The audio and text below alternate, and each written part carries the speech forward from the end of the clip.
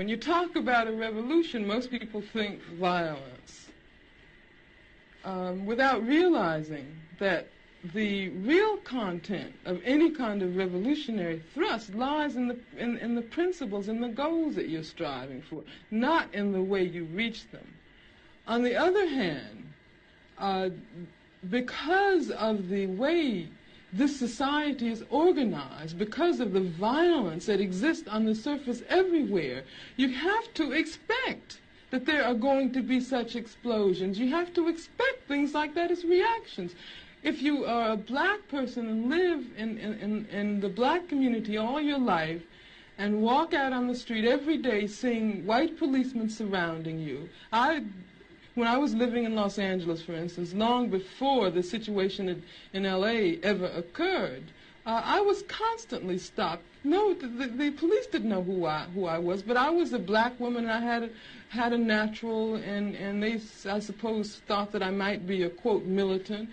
And when you live under a situation like that constantly, and then you ask me, whether I approve of violence. I mean, that just doesn't make any sense at all.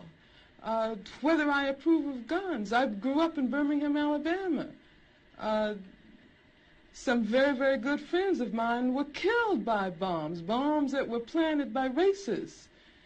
I remember from the time I was very small, I remember the sounds of bombs exploding across the street, our house shaking.